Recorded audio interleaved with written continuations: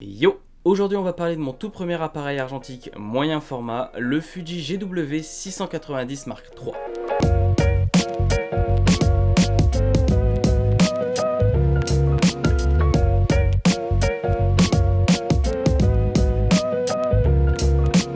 Alors avant toute chose, pourquoi je fais cette vidéo?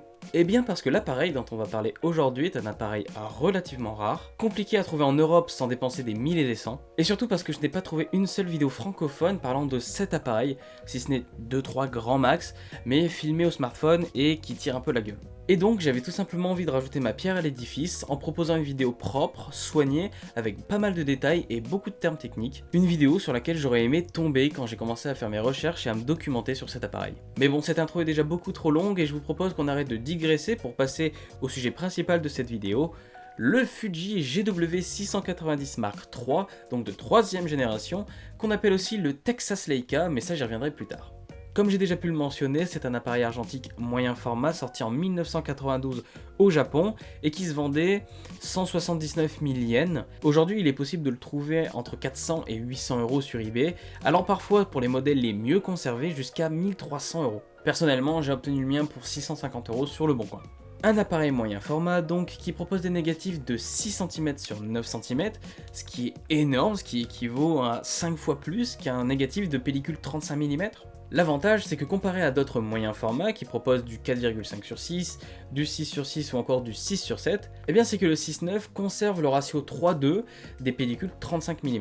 Donc vous ne serez pas dépaysé par le changement d'aspect de vos négatifs ou de vos tirages. Le bémol avec ce format 6 sur 9, eh bien c'est que sur une pellicule 120, vous ne pourrez tirer que 8 poses, comparé à d'autres appareils qui en proposent par exemple 16. Et sachant qu'une pellicule 120 ça coûte entre 10 et 15 euros, et que le coût d'un tirage ça équivaut à 20 euros, ça peut revenir cher les 8 photos à la fin. L'appareil pèse 1500 grammes, ce qui est plutôt lourd, on va pas se mentir, sachant que pour avoir fait le test, un Sony A7S III avec une optique 24-105 mm, eh bien pèse 1300 grammes. Donc on a quand même quelque chose de relativement lourd autour du cou. Il fait 12 cm de hauteur et 20 cm de longueur et 13 cm entre l'objectif et le dos de l'appareil. On est sur des finitions plastique dures, simili-cuir et alu, il fait un peu plus joué quand on le compare à son Mark I ou Mark II, sans pour autant faire cheap, et on sent que il est solide, on sent que l'appareil est robuste. D'ailleurs le mien n'est pas parfait, il présente quelques traces d'utilisation, quelques traces d'usure, il a la bulle un peu niquée, et surtout il a pris un sale coup au niveau du pare-soleil et de la bague pour filtre.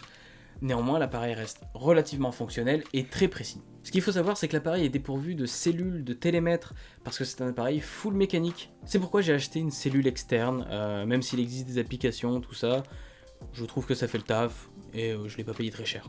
Mais ce qui est cool dans le fait que ça soit un appareil full mécanique, eh bien c'est qu'il n'a pas besoin de piles, pas besoin de batterie, il y a juste à charger une pellicule, à tirer, et c'est tout, rien de plus simple.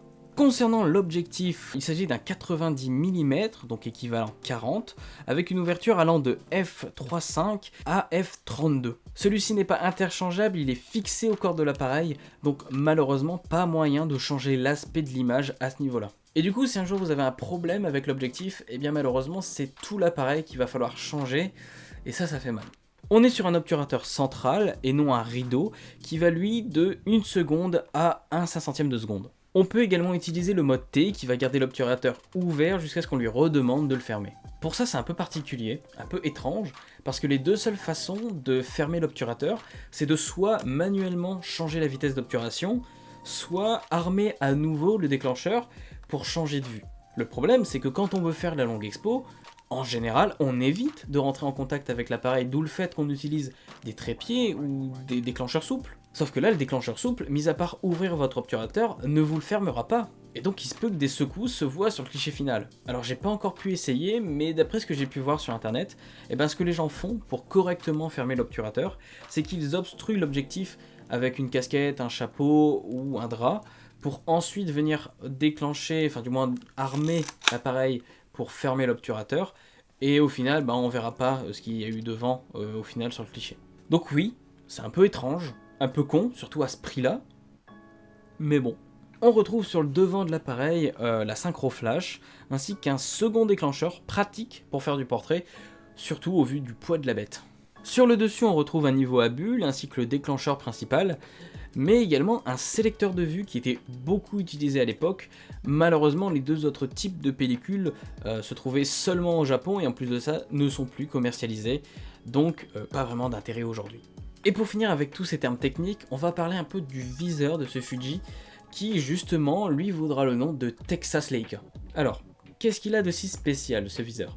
Eh bien déjà il se trouve que c'est le même type de viseur que mon Canon 110 ED, où il faut aligner une petite zone orange avec le reste de son image, et c'est un viseur qu'on appelle rangefinder. Et donc, qu'est-ce qu'un viseur rangefinder ? Lorsque vous regardez dans un viseur de réflexe argentique, c'est une vision directe de l'objectif que vous voyez dans le viseur, via un procédé de miroir, et c'est ce qu'on appelle un viseur SLR. Et c'est ce qu'on retrouve aujourd'hui dans nos réflexes numériques, qu'on appelle aussi DSLR. Un viseur rangefinder, lui, c'est un viseur qui n'est pas relié à votre objectif. Et donc, ce que vous voyez dans celui-ci ne sera pas exactement ce que verra votre appareil. C'est donc un élément à prendre en compte quand vous allez faire votre cadrage et quand vous allez placer votre sujet. Et à la base, c'est tout simplement Leica qui proposait ce type de viseur sur ses appareils, d'où le fait que la comparaison a vite été faite. Et d'ailleurs, aujourd'hui, Fuji et Leica continuent de proposer ce type de viseur sur leurs appareils actuels, comme par exemple le Fuji X100V qui permet d'alterner entre un viseur rangefinder optique et un viseur électronique. Et pour le coup, c'est une première mondiale et ça fait son effet.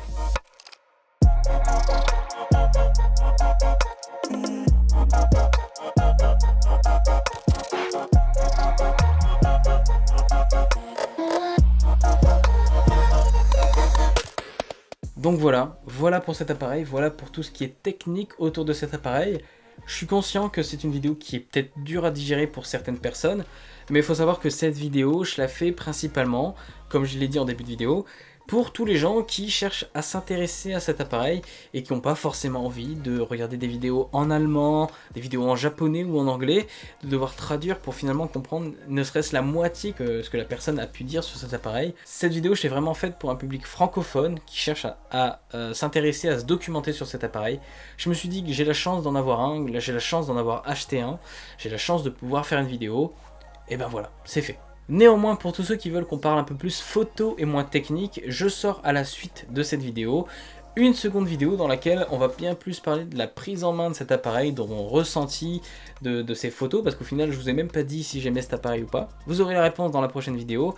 Moi je vous dis à bientôt pour de prochaines vidéos, portez-vous bien, bye bye, et à la prochaine. Ciao.